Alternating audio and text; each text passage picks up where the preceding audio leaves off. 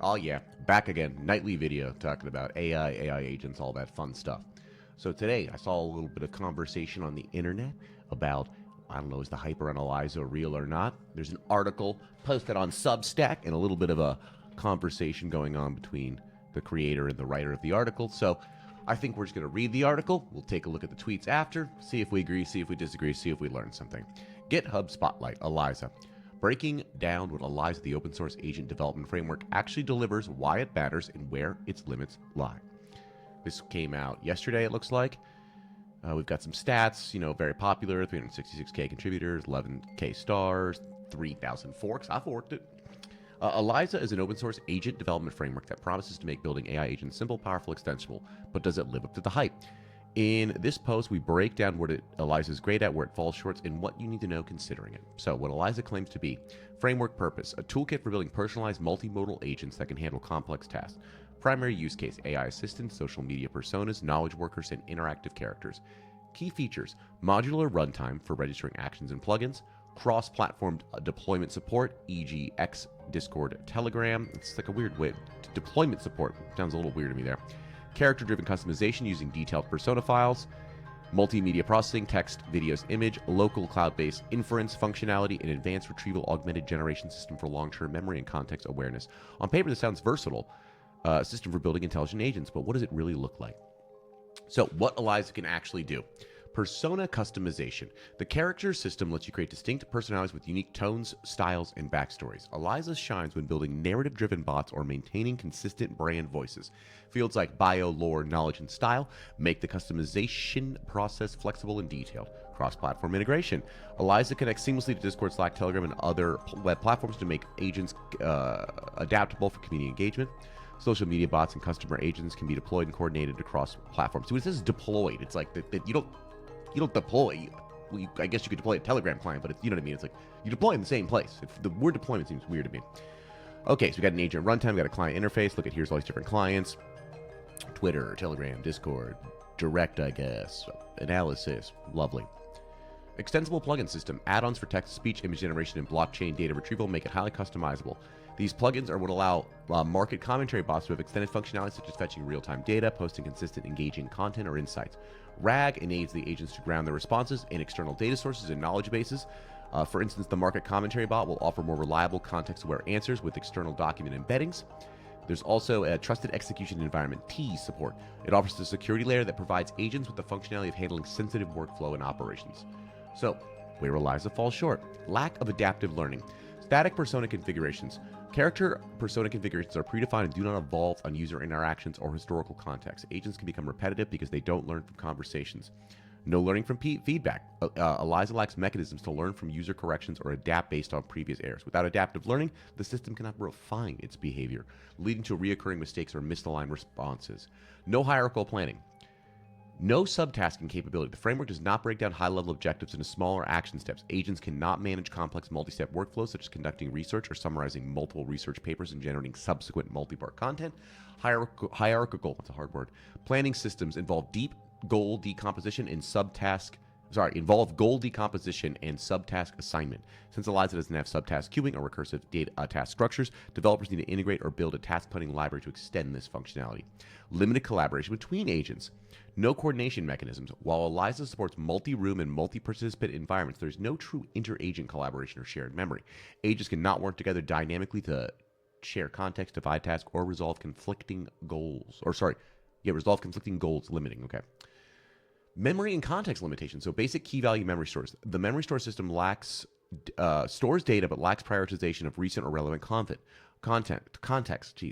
Long conversations can cause agents to forget important details, make them seem disconnected. No memory pruning. There's no built-in system for pruning outdated or irrelevant data from memory. Overloaded or bloated memory can lead to slower performance in irrelevant responses. Jeez, reading is hard. AI is going to do this all for us in the future, okay? We don't have to worry about it anymore. Minimal error handling. Basic API error handling. If an external service fails, the agent may return an error instead of switching to an alternate source. More robust error recovering mechanisms that gracefully handle failures by switching to secondary options would improve resilience. Lack of true multimodal intelligence. Cross-modality gaps. While Eliza supports plugins for text-to-speech and image generation, it doesn't combine inputs like text, images, and audio for unified reasoning. Interpreting visual data alongside text-based inputs is not possible for Eliza agents. So what is Eliza best suited for? Market intelligence agents track sentiment trends, analyze social media chatter, generate real-time automated responses, content generation bots, generate consistent posts and branded messages across different platforms, customer support bots, provide answers based on curated knowledge, respond to common questions. These bots function well as scripted, context-driven FAQ responders, etc. Okay, cool. So the bottom line, Eliza provides an extensible, flexible structure for personality-driven agents, making a strong choice for simple or scripted workflows. It's a great tool for creating consistent cross-platform personas, but it falls short of being a true autonomous agent network without the learning or strategic planning capability. So the two big things we're saying right here is, one, is it is not learning, growing, getting smarter over time, unless you are, I guess, putting information into your RAG system, storing stuff in memory, and then but then there's no memory pruning. There's other problems. Whatever. It's not learning over time. It's not growing. The prompt, the character file doesn't grow and change. But couldn't it grow and change? Couldn't we update that? I don't know. And then it's not planning out subtasks and having this inter-agent coordination. So that makes sense. If its goal is to build adaptable autonomous agents that can collaborate and handle complex reasonings, teams will be doing a lot of heavy lifting to build additional functionality on top. So what? Teams got to do, of course, everyone's got to do additional functionality. It should not be mistaken for a comprehensive agent framework like its Web 2 counterparts. LangChain, oh god, LangChain, ugh. AutoGen, Microsoft, okay. Actually, I haven't used Letta. Or wait, what is it formerly? MemGPT. Oh, okay. Python, ugh, gross. No, I'm joking. Python's better than TypeScript in my mind these days. Okay, so what's AutoGen in? Everything's goddamn Python. A little bit of C#. Okay, great. So beautiful. Got some information here. Let's go. So this, I think, is who wrote it. Is that correct, or is this the company who wrote it? It's by Reforge. He works at Reforge. Great. At Reforge, spent a significant amount of time on GitHub. We're either perusing repositories as part of an investment diligence for a project, using it as a tool to source founders and ideas, or trying to learn more about a particular project or ideas implemented. Marketing X docs paints grand visions, but the real story lives in the code. We thought it would be fun to peek behind it. So we read this stuff. We read all this stuff. Okay. Here's the full report. Where do we think we go further where Eliza falls short? Arc and Pippin. Yeah, where I'm into the Arc is, or I'm using Rig. Pippin, come on, open up the Pippin, even though it's another Python, isn't it? I'm pretty sure it's Python. But come on, open it up. Let me use Pippin. Let me try it out. So here's where Shaw said. So Shaw's the creator of Eliza, founder of Eliza. Let me push back. None of the items you mentioned leverages a room model, which means they either need an orchestrator, some system that tells each agent when to respond, or they use a turn-based model, either round robin or back and forth. Eliza powers games and runs in rooms of hundreds of people without being annoying, which none of the projects you mentioned can do. Eliza agents are able to do far more than AutoGen agents out of the box because they have dynamic context built on provider action evaluator abstractions. Here is some code from AutoGen. So, also it's, oh god. Syntax, Elon, give us syntax highlighting. Come on. Don't you want to be a coder-friendly platform? There's a lot of nerds out here. There we go. Didn't even put it in the Python file. Still in Markdown, but look at that. Look at that beautiful little snake up there. Okay, so we've got a little async function, model client. We create a system, create a web server. We got a user proxy here. We have a termination. We have a team. We say await, find information about AutoGen, write a short summary, async function. Okay, great. If you read the code, you will see this is basically a LARP. The task abstraction is extremely shallow. None of the projects you mentioned are able to run on Twitter, Discord, etc. because they don't have the right model for it. We didn't get here by accident. I've been building agents for longer than any of these projects have existed, and I've thought about these problems deeply. Why none of them have a room model is beyond me, but they don't. And they think they'll just add more agents instead of making something that is able to manage complex workflows is beyond me. So I got to understand more what he actually means by room model. That's my own ignorance.